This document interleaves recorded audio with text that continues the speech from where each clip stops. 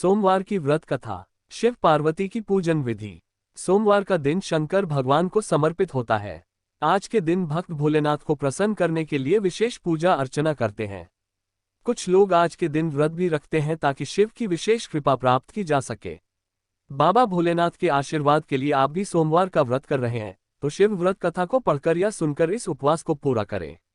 सोमवार व्रत की विधि। नारद पुराण के अनुसार सोमवार व्रत में व्यक्ति को प्रातः स्नान करके शिव जी को जल और बेलपत्र चढ़ाना चाहिए तथा शिव गौरी की पूजा करनी चाहिए। शिव पूजन के बाद सोमवार व्रत कथा सुननी चाहिए। इसके बाद केवल एक समय ही भोजन करना चाहिए। साधारण रूप से सोमवार का व्रत दिन के तीसरे तक होता है, मतलब शाम तक रखा जाता है। सोमवार व्रत 3 प्रकार का होता है: प्रति सोमवार व्रत, सौम्य प्रदोष व्रत और 16 सोमवार का व्रत। इन सभी व्रतों के लिए एक ही विधि होती है। सोमवार की व्रत कथा। एक समय की बात है, किसी नगर में एक साहूकार रहता था। उसके घर में धन की कोई कमी नहीं थी, लेकिन उसकी कोई संतान नहीं थी। इस कारण वह बहुत दुखी था। पुत्र प्राप्ति के लिए वह प्रत्येक सोमवार व्रत रखता था और पूरी श्रद्धा के साथ शिव मंदिर जाकर भगवान शिव और पार्वती जी की पूजा करता था। उसकी भक्ति देखकर एक दिन मां पार्वती प्रसन्न हो गईं और भगवान शिव से उस साहूकार की मनोकामना पूर्ण करने का आग्रह किया। पार्वती जी की इच्छा सुनकर भगवान शिव ने कहा कि हे पार्वती, इस संसार में हर प्राणी को उसके कर्मों का फल मिलता है और जिसके भाग्य में जो हो उसे भोगना ही पड़ता है। लेकिन पार्वती जी ने साहूकार की भक्ति का मान रखने के लिए उसकी मनोकामना पूर्ण करने की इच्छा जताई। माता पार्वती के आग्रह पर शिवजी ने साहूकार को पुत्र प्राप्ति का वरदान तो दिया, लेकिन साथ ही यह भी कहा कि उसके बालक की आयु केवल 12 वर्ष होगी।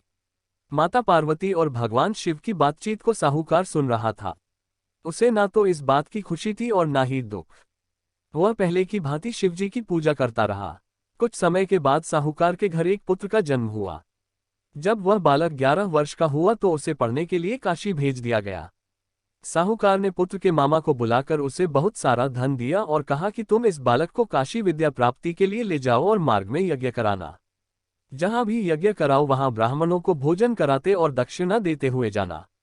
दोनों मामा भांजे इसी तरह यज्ञ कराते और ब्राह्मणों को दान दक्षिणा देते काशी की ओर चल पड़े। रात में एक नगर पड़ा जहां नगर के राजा की कन्या का विवाह था, लेकिन जिस राजकुमार से उसका विवाह होने वाला था वह एक आंख से काना था। राजकुमार के पिता ने अपने पुत्र के काना होने की बात को छुपाने के लिए एक चाल सोची। साहूकार के पुत्र को देखकर उसके मन में एक विचार आया। उसने सोचा, क्यों न इस लड़के को दूल्हा बनाकर राजकुमारी से विवाह करा दूं।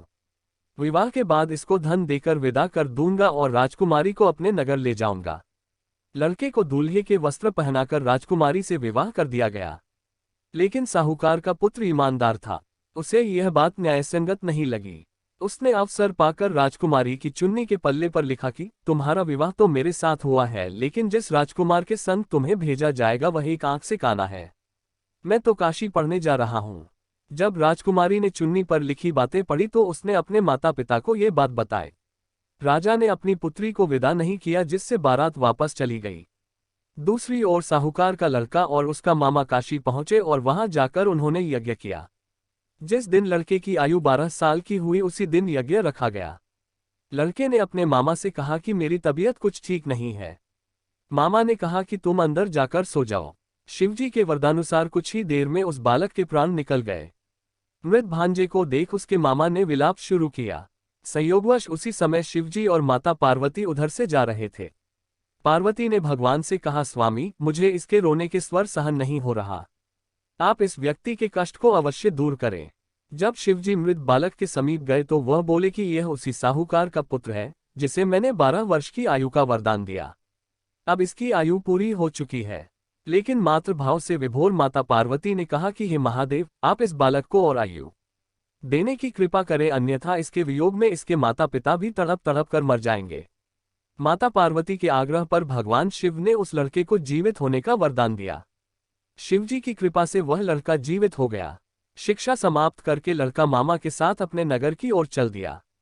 दोनों चलते हुए उसी नगर में पहुंचे जहां उसका विवाह हुआ था। उस नगर में भी उन्होंने यज्ञ का आयोजन किया। उस लड़के के ससुर ने उसे पहचान लिया और महल में ले जाकर उसकी खातिरदारी की और अपनी पुत्री को विदा किया। इधर साहूकार और उसकी पत्नी भूखे प्यासे रहकर बेटे की प्रतीक्षा कर रहे थे। उन्होंने प्रण कर रखा था कि यदि उन्हें अपने बेटे की मृत्यु का समाचार मिला तो वह भी प्राण त्याग देंगे, परंतु अपने बेटे के जीवित होने का समाचार पाकर वह बेहद प्रसन्न हुए।